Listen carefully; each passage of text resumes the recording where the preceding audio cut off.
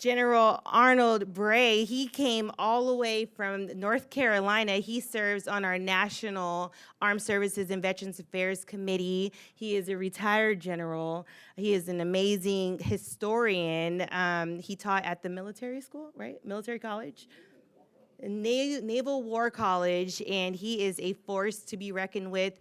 We appreciate him for flying all the way out to good old California to be here with us today. So please welcome General Arnold Bray.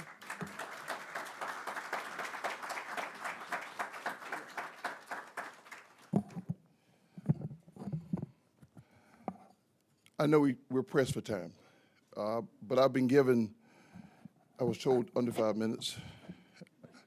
Now, you all do know that it's very difficult to give a general an audience and even say his name in 5 minutes, but I'm going to do my best.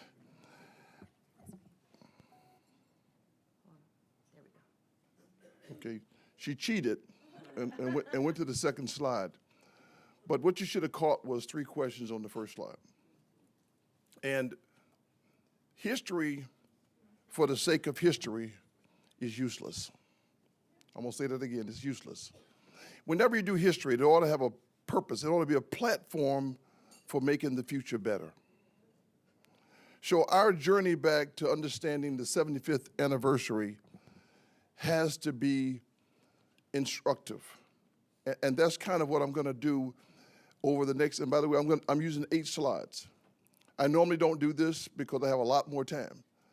But I want to burn some ideas in your mind, and those 3 questions you saw was, first of all, it was, will African Americans fight? First of all, can they fight? And then the third question was, do they have the intellect to lead? See, part of our problem with history is that more often than not, what happens is we'll hear the words, but we'll see pictures. And the pictures more often inform your mind than the words. You know, I'm going off script just a little bit here, but how many of y'all remember the Boston Massacre?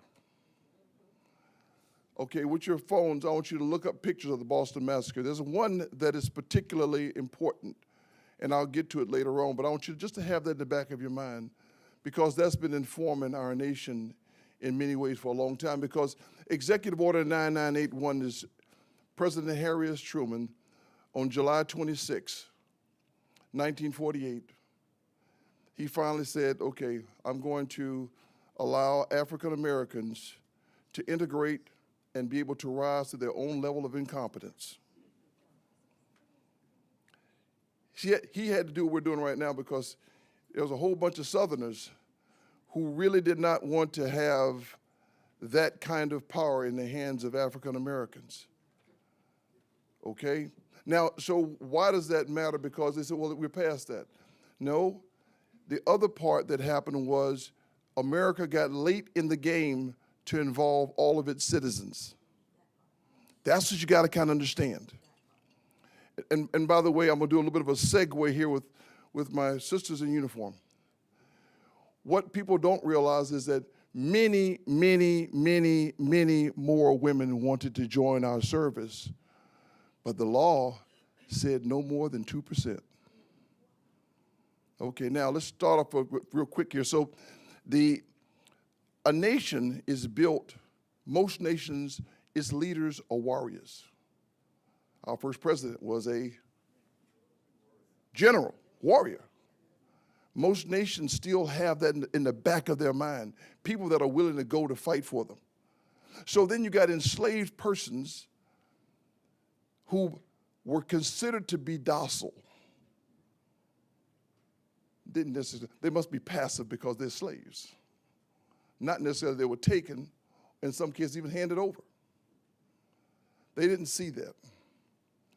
And then the why was, why would they even fight for a nation that's not even quote unquote their own? Not the fact that we're building it, but I'm going to save that for another discussion when I come back. Because what happens is that the richest country, the richest state in this nation in 1860 was what state?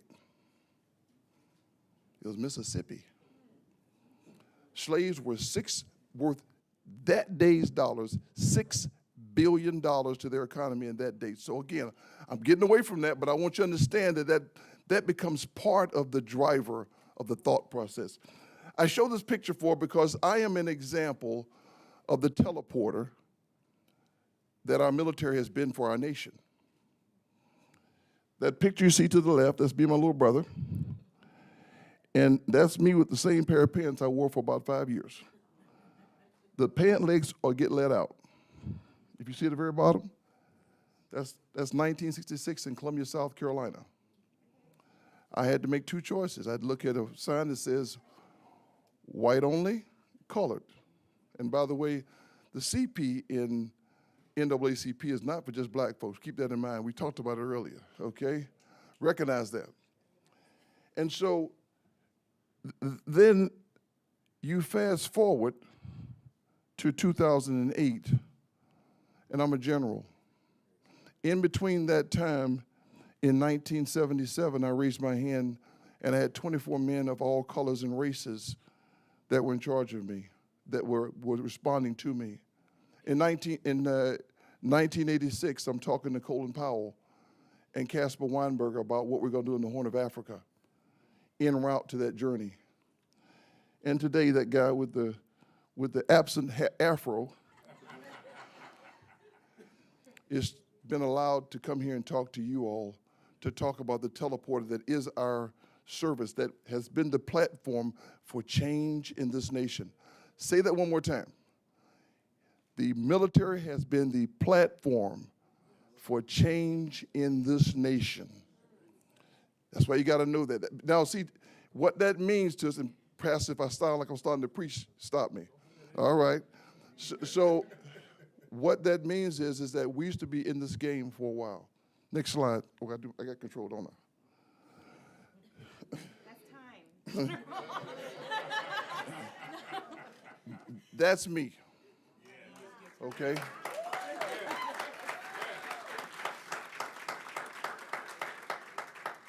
I show that to you because that's what I'd be wearing. That's my journey. That's my bio. But at the base of it is what? The flag of this nation. See, state and nation. Benjamin Franklin said it. John Adams said it. We are not a new state. We are a new nation. Our prayer talked to it. Something special was happening, but Dr. King called it properly. We are also an experiment. Nobody's like us. And so we're going to have some problems en route, but we're going to get it right because we wrote a pretty good thesis called the Declaration and then a document that we call the Constitution, and that is what we fight for.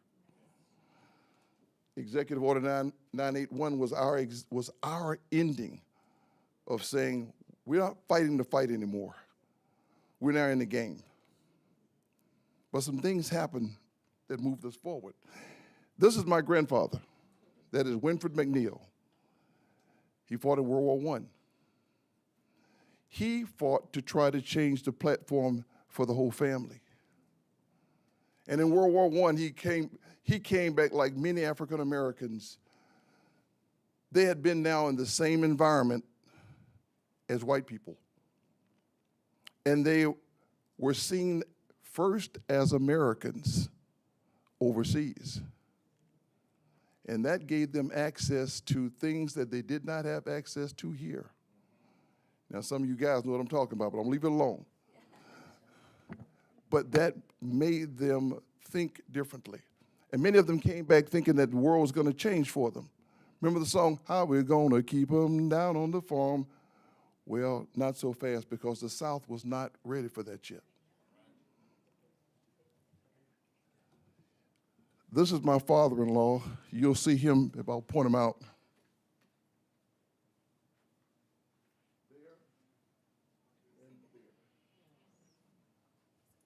My father-in-law was a chemical company because they didn't want us to fight, so they put us in places like be cooks, anything else except being warriors. And then after Executive Order 9981, he joined the Triple Nickel, which was the smoke jumpers, paratroopers. and he joined the 555 and then became one of Gavin's leaders in the 82nd Airborne Division right afterwards. We wanted to fight, and now he had the authority. Okay, I got to show one quick slide. Okay, now go to the last slide. I'm sorry, I got control. We have been fighting the fight from the very beginning. Note these times, and for the young folks are gone, but I want to remind them that that flag is yours. That red stripe is for blood. And then the last thing I would tell you is, look at those people that we've been involved in this fight for a long time. NAACP has that requirement to stay in the fight. Look at those names. It opened the doors for equality. Medgar Evers was a soldier. He came back with that kind of fire. Only 30% of those who are in the high schools can join our military today. We, as centers of influence, have got to keep our people in this fight because that's where our leaders come from. And last thing I say to you is remember this: if we don't get Colin Powell, we don't get Barack Obama. Thank you.